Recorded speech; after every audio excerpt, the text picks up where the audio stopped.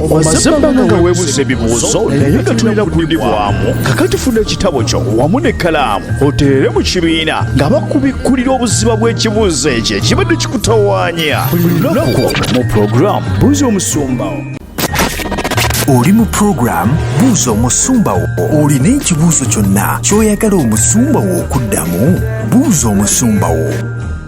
Nga tukwebaza kubanga ogyegasseeko nawe gyekuumiddeko webali kwekuumira ku mmere y'omwoyo gwo. Oba akatwegattako weefunira ekitabo n'ekkalaamu ne Bayibuli. Naawe tusobola okuba nga tuyingira mu kaseera kalungi akuba nga tweyongera okuyiga. Ono Mizi agamba nti praise God, I'm Kawesi. I'm just asking, how can I really give up on such kind of music?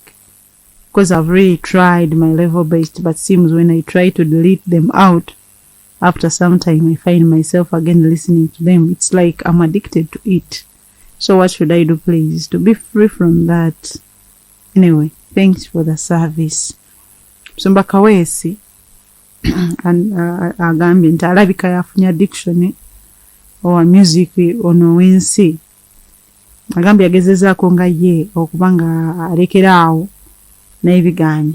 Buli bwagezaako okudiliitingamu n'abisangulamu ate agenda kwesanga ng'era abiwuliriza. Agambye gino erabika efuuse addiction. Agambye kiki kyasobola okukola okuba nga ateebwa kuva mu bintu bino. Omuziki guno gw'ensi asobola atya kuba nga ateebwa kuba nga takyaguwuliriza. Anti kaakati ekimu ku kituyamba okuva mu kibi kwe kutegeera obubi bw'ekintu. Ekyokubiri n'okutegeera nti ekintu ky'oyagala tekiri mu kwagala kwa Katonda. Kwegamba n'osalawo okukola Katonda ky'ayagala si lwakuba okinyumirwa naye olw'okwagala okutambula ne Katonda. Ebintu bingi bye tukyuse ne tubaako bye tulese si lwakuba tebitunyumira, nga tubyagala nga bitunyumira naye ne tusalawo okubireka.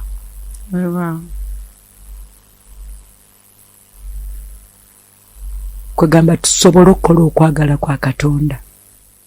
Waliwo kye tuyita obedience oba okugonda. Tusazeewo ne tugonda olw'okusanyusa Katonda. Ennyimba z'ensi Katonda azikyawa. Si nnyimba zokka naye enkola y'ensi, ebintu by'ensi bingi. Si buli kyansi nti Katonda akikyawa. Waliwo ebyensi ng'ate bituyamba. Waliwo ebyensi nga Katonda abikyawa. Ontegedde? Y'ensonga lwaki mu bbaluwa ya Yokaana esooka essula ey'okubiri bw'olaba olunyiri olw'15 Bayibuli ekijjayo bulungi. Ebbaluwa ya Yokaana esooka tuli mu ssula ey'okubiri n'olunyiri olw'15 agamba nti temwagalanga nsi newankubadde ebiri mu nsi. Omuntu yenna bw'ayagala ensi, okwagala kwa Katonda tekuba mu ye. Kubanga buli ekiri mu nsi, okwegomba kw'omubiri n'okwegomba kw'amaaso n'okwegulumiza okw'obulamu okutaliimu tebiva eri Kitaffe naye biva eri ensi. Era ensi eggwaawo n'okwegomba kwayo, naye akola Katonda by'ayagala abeerera emirembe egitaggwaawo. Kitegeeza bwe tukola ebyensi tuliko ekkomo. Essaawa egenda kutuuka bye tukola biggweewo, oba oli awo naffe ababadde babikola tuggweewo. Omuntu akola eby'obwa Katonda taggwaawo, abeerera emirembe gyonna, ne byakola bibeerera emirembe gyonna. Ontegedde mukwano? Olaba lwaki kitugwanidde okukyawa ensi? Kyawa ensi n'ebyayo. N'ebyayo. kubanga tosobola kulaba nti ekintu ky'obadde okola kigenda kuggwaawo kireetere n'obulamu bwo okuggwaawo ate n'osigala ng'okyakikola naddala ku biseera bino bye tulimu eby'oluvannyuma mukwano. Era bw'olaba olunyiri olw'18 agamba nti abaana abato kyekiseera eky'enkomerero era nga bwe mwawulira ng'omulabe wa Kristo ajja ne kaakano waliwo abalabe ba Kristo bangi kyetuva tutegeera nga kyekiseera eky'enkomerero. Kati bwe kiba nga kiseera kya nkomerero okusinziira ku kabonero ak'abalabe ba Kristo okubanga beeyongedde okuba abangi kitegeeza tulina ate kweyongera kwenyweza, tulina kweyongera kwagala Katonda n'ebibye tubeere nga tetwekkiriranya mu ngeri yonna. Tutte okwagala kw'abantu, tutte okwagala kw'emibiri gyaffe, okwagala kwa Katonda kwokka kwe kuba kubeera okulamu muffe. Ontegedde mukwano? Yes, seera kya nkomerero, tewakyali kyansi ab'emikwano, obudde bw'okuzannya tebukyaliwo, obudde bwonna bw'omala ekintu kyonna kisobola okugwawo. Nze ate ntera okugamba abantu ng'oggyeko n'enkomerero nti nkomerero. Buli lunaku tuziika bannaffe.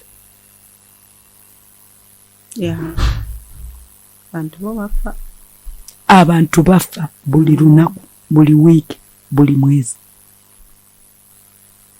Babadde balokole bannaffe. Olwaleero tubanoonya tetubalaba. Ekyo kyokka tekirina kyekikulaga nti buno obulamu bwe tulimu bwa kiseera buseera. Essaawa yonna omuntu ozikira nga naawe obadde tokisuubira nga n'abakwetoolodde babadde tebakisuubira. Ekibuuzo ozikidde otya? Kubanga ekyo kyekisinga obukulu. Tuzikidde tutya? Okuzikira omuntu azikidde naye ozikidde otya? Laba bw'ozikira ng'obadde owuliriza luyimba lwansi.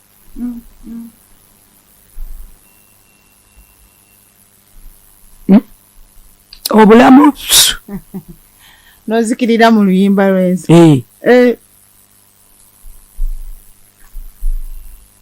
Nozikirira mu luyimba lwensi.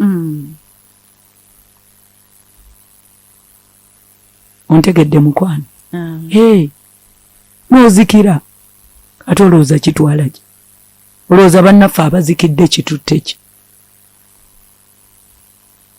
Naye ng'obadde owuliriza luyimba lwansi bane tuve mu muzannyo. Kubanga waliwo ekintu, imagine ennyimba oŋŋamba otya nti zinnemye okuvaako bannange zinnemye. Ekintu kye nandisobodde okukkiriza nti ziremedde mu ndowooza yange. Naye oluyimba lw'okwata n'oteeka mu rediyo yo, can't you develop a discipline of getting the CDs out of your house? Kubanga era gwazeegulira era ozimanyi nti kuno kuliko lwansi, kuno kuliko gospel music. Tosobola kusootinga buntu obwo bw'oteetaaga n'obutwala wabweru n'obukumako omuliro. Kubanga omanyi oli mulwadde whereby nga kiri eriggwe okutandika okukola ebintu ebikusindiikiriza mu kuwona kwo. Naye n'okalaba ne bukya n'okateeka bw'ogamba bannange nze kano kasiddi kannemu okukyawa, n'okateeka mu sisitimu yo n'owuliriza n'okajjamu n'oteekamu akalala bannange kannemu okukyawa. Ekiri mu nze kigaanya okukakyawa. Oyo katemba tujja mukola naye olunaku lw'onoozikira lw'onojjukira ebigambo bino byenjogera nawe. Ekiseera kye tulimu ekkanisa tufune entiisa ya Mukama. Seriously, obulokozi si katemba. Obulokozi bwa ddala buli so real. God is so real. Obulokozi bulamu. Si kye kintu ky'olina okuzannyirako. You either take up life or you take up death. Ate omuntu bw'osubwa eggulu, it's a painful, it's not even death. There is no death. By the way, there is no death. Gwe kimanyi nti omuntu ne bw'afa asigala mulamu. Life after death. Omwoyo gwe gusigala mulamu. The only difference nti obeera mulamu naye mu bulumi, mu kuluma obujiji. Why do you have to choose such? Kubanga at the end of it all, you're the decision maker. Gwa salawo. You determine your eternity by your decision. Ofunye ne chance etula n'owulira ebigambo bino. Ennyiriri tuzikuwadde. Tukuyigiriza okusaba. Tukuyigiriza omwoyo omutukuvu. Nga ne mu bunafu bwaffe tukugambye nti awo mu bunafu wennyini ate Katonda waabeerera ow'amaanyi n'akuyamba n'osobola okuva mu bunafu. Ontegedde? Wow. Banne tubeere serious. Ebiseera bya luvannyuma. Ekkanisa erindiridde okukwakulibwa essaawa yonna. Yesu agenda okudda okukwakula ekkanisa eyeeteeseteese.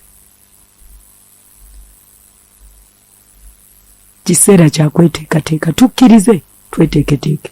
Ekisawo ekiri okutuyamba. Omusaayi we guli okutunaaza. Ne Yesu mweteefuteefu okutusonyiwa. Olwaleero salawo ofulumye buli kintu kyonna ekitali kya Bwakatonda mu nnyumba yo. Abantu tugufudde muzanyo. Abamu Mukama alina ne byeyaggaana. Ne buli lw'ogenda ku shopping ate n'oddamu n'obigula. Toswala na kuswala nga wayimirira ne mu kibiina n'ogamba banne Mukama ekyo yakiŋŋaana kati wakiddamu. Babuyitani bubayika ke kakimpozi. Soko kanyinyonyole nkasomesa. Somesa kotegera Musumba. Akanyinyonyole. Nedda kanyinyonyole kabayika ke kaki. Oba pale nga bukwata nnyo kubisambi. Bw'abakyala. Beba bwambala. N'abalenzi ntandise okulaba nga bwambala ennaku. Keko kenjagala kati lwaki onnemesa okwogera. Abaana abawala bangi Mukama abaganye obuntu obwo. Babulemeddemu. Abalala Mukama yakugaana mpale okyazambala. Abalala bakugaana mini nakati okyazi shopping. Nga obulamu just olemeddwa kuyiga. Ontegedde? Olina emikwano Mukama gye yakugaana okyatambula nagyo. Banne Katonda is a God of obedience. Katonda alina amaanyi mangi nnyo ne buli lw'olema okugondera Katonda. Kizibu nnyo okulaba ku maanyi ga Mukama. Katonda asobola okugaana ekintu olwaleero naye ng'alengedde nga wiiki ejja kirimu amagombe. N'owaza abantu bafudde lwa butawulira. Abantu tubonyebonye lwa butawulira. Nina ebintu bye nnemeddwa okuwulira Mukama naye mbisasulidde heavily. Mbisasulidde n'enkyawa kye bayita obujeemu. Mukama alina time gye yakuwa okutuukanga ku church. Katonda si muguwa ddalu yakugamba by 8. Weewunyenga ne service tennatandika. Negwe n'akuga by 8 beeranga ku church otuuka 7.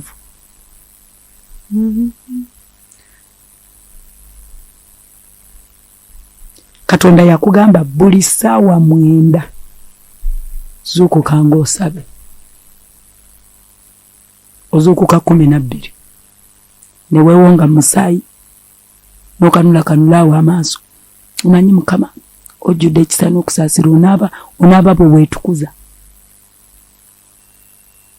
Saayi gwa Yesu n'oteekamu akayimba gumala ng'amagombe gasamye. Eno bw'onaaba ontegedde bane nagenda sisabyeko ku mulimu ogumala nga tewali ssuubi. Kati noddamu amaanyi kubanga omusaayi gukugambye mbu gumala yadde ng'essuubi libadde liweddewo ate eri okusaba ligenze noga kasita nkowodde omusaayi bakugamba kusaba.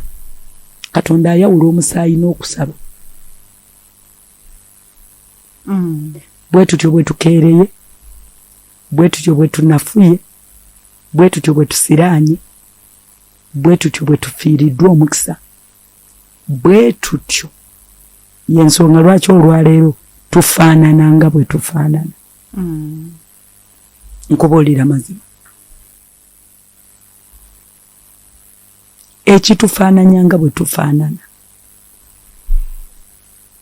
lwakubanga tetuwulidde eddoboozi lya Mukama, tetukankanidde Katonda, tukola kuyaayaana kwa mitima gyaffe.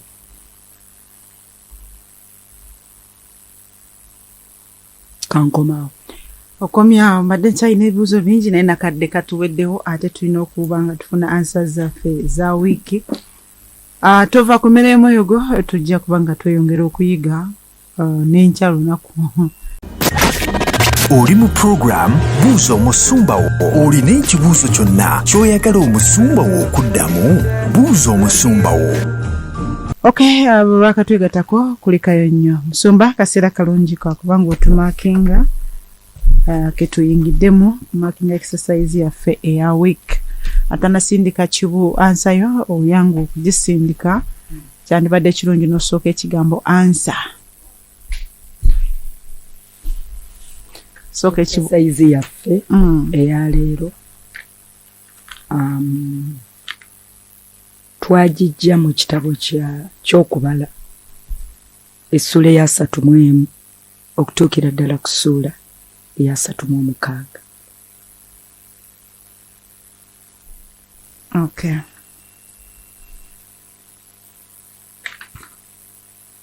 Ekibuzo ekyasookera ddala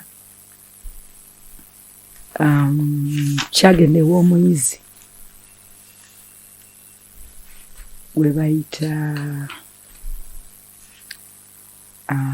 bamuyita omuyizi gwe bayita Claire Salvation.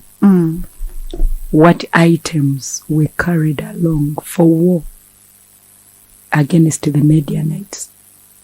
Okay. Midianites, what item were carried along for war? Claire Salvation. Okay, agambye nti answer to question 1. Articles from sanctuary and the trumpet for signaling were taken along to fight the Midianites. Numbers 31:6. Articles from the sanctuary and trumpet for signaling. Sikenda kubivunula Musumba kadde ko sirina. Okay. Ekibuzo ekyokubiri. Why was Moses angry with the officers of the army and the captains who kept the women alive? Simanyi oyo yasoose yayise kubanga yayise nnyo. Okay, wayise Claire. Nagakuba engalo essaawa ziweddeyo sikyagalina. Question number 2. I'm sorry to say I'm not seeing the answer. Ate olw'okuba tetulina budde, I'm not going to look for another one. Genda kusoma busome endala eriwo. Sigenda kudda okwetooloola era answer kantwale ya Jane. Question number 2, Jane tubadde answer n'agamba nti but Moses was angry with the officers of the army, with captains and over 1,000 and captains over 100 who had come for the battle. And Moses said to them, you have kept all women alive. Look, these women caused the children of Israel through the counsel of Balaam, to trespass against the Lord in the incident of Poa, and there was a plague among the congregation of the Lord. Now therefore kill every male among little ones, and kill every woman who has known man intimately. Numbers 31:14 to 17. Kubala 14 paka 17. Answer je funye. Tumukubire ku mungaliza. Okay. Ekibuzo kyaffe ekyokusatu kyagende wa mama Elshama. No, Judith. Yali Judith. Mama Elshama yakoze number 2. Judith Mbale number 3, if I'm not mistaken. Mama Elshama yakoze Judith Mbale ye yakoze number 3. Anti je tuliko kati. Okay. What aroused God's anger to swear an oath of none of the men who came out of Egypt, that is above 20 years, not seeing the land of which the Lord had sworn to Abraham, Isaac and Jacob? Okay. Naye aluddewo okusindika era tugenda kutwala Kaweya family. Nene naye, let me try to summarize it. God sent them away from Kadesh Barnea to see the land, and when they went up to the valley of Eshcol, they see the land, and they discouraged the heart of children of Israel, so that they did not go into the land which the Lord had given them. So the Lord's anger was aroused, and that day he swore an oath, saying, surely none of the men who came up from Egypt from 20 years old and above shall see the land, or which I saw to Abraham, Isaac, and Jacob, because they have not wholly followed me, except Caleb the son of Jephunneh and the Kenizzites, and Joshua the son of Nun, for they have wholly followed the Lord. Tugenda obivunula Musumba, tugende question 4. Simanyi yayise wanga tusome ya mulala. Mukubire engaliza. Okay. Ekibuzo ekyokuna kyagende bw'omuyizi bamuyita Stanley Mawejji Gayaza. What solution did the children of Gad and Reuben give to Moses to avoid the anger of the Lord? Okay. Answer to question 4 by Stanley Mawejji Gayaza. Agamba nti abalawubeeni n'abaana ba Gaadi baasuubiza Musa nti ffe bennyini tuliba nga tweteeseteese nga tukutte ebyokulwanyisa okukulembera abaana ba Isirayiri okutuusa lwe tulimala okubayingiza mu kifo kyabwe. Tetuli komawo mu nnyumba zaffe okutuusa abaana ba Isirayiri bwe balimala okusikira buli muntu busika bwe. Very good. Okay. Bakubireko mu ngalo ez'amaanyi. Wow. Ekibuzo ekyokutaano kyagendebwa omuyizi bamuyita Proscovia Nambugo. Why were the children of Israel told to drive out the inhabitants of the land from before them?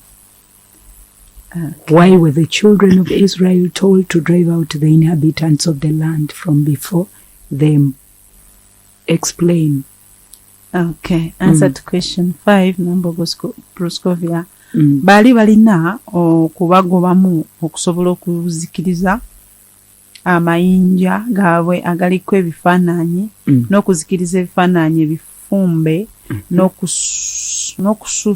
n'okususula ebifo byonna ebigulumivu n'okusuula ebifo byonna ebigulumivu era balye ensi batuule omwo kubanga Mukama yali agibawadde okugirya. Numbers 30. Very good. Okay, so gamba very good. Ngalizama. Ekibuzo eky'omukaaga. What inheritance was supposed to be given to the Levites? What inheritance was supposed to be given to the Levites? Okay. Kanyike from Seguku. Agambe Mukama n'agamba Musa nti lagira abaana ba Isirayiri be Baleevi ebibuga ebyokutuulamu nga babijja ku butaka bwabwe era obawe ettaka eryotoolodde ebibuga ebyo olw'okuddukirako okubala 35 emu paka ku lwokusatu. Kama abawe omukisa twagala nnyo omukulu Kanyike Eseguko. See right? Engalo ez'amaanyi. Okay. Ekibuzo eky'omusanvu. What was meant by the by cities of refuge. What was meant by cities of refuge? Kyali kitegeeza ki? Okay, Mary Grace yasoose okusindika answer ye nga program yakatandika, and the answer is here. Agambye nti what was meant by the city of refuge. This is where someone who had killed anyone and intentionally escaped from, in that he wouldn't be killed by the congregation, but instead getting a fair trial before them. Numbers 35, 11 to 12. Mary Grace, thanks for teaching. Is it right? Engalo ez'amaanyi, Mary Grace. Okay. Ekibuuzo ekyomunaana. 2 lessons from the chapter, from 35th chapter. What are the 2 lessons that we learn from there? Tell us something.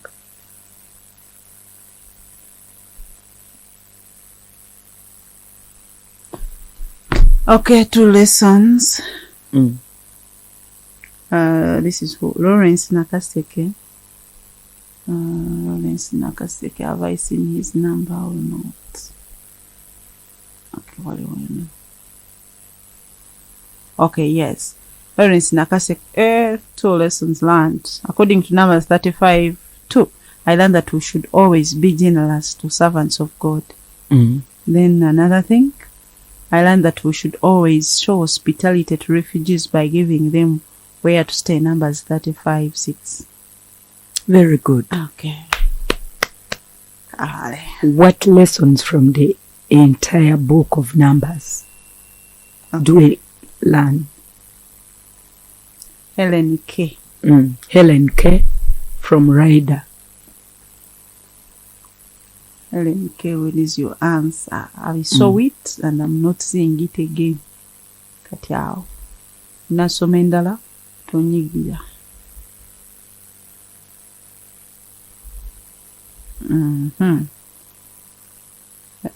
Helen K. I'm sorry.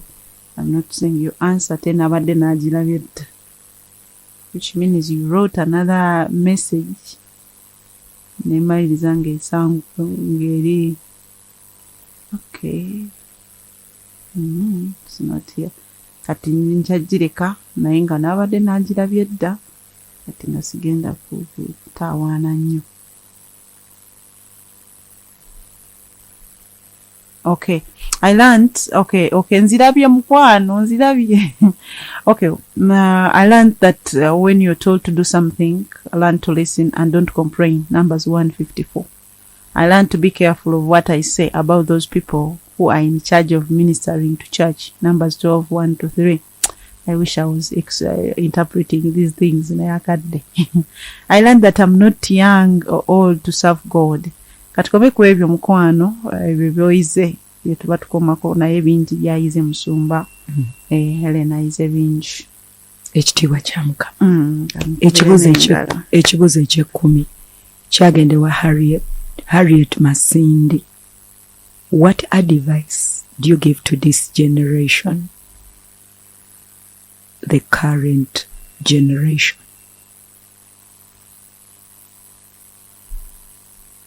What advice do you give to this generation? Okay, sigenda kwetooloola kunoonya ansa b'emikwano kubanga sigiraba. I'm not seeing it.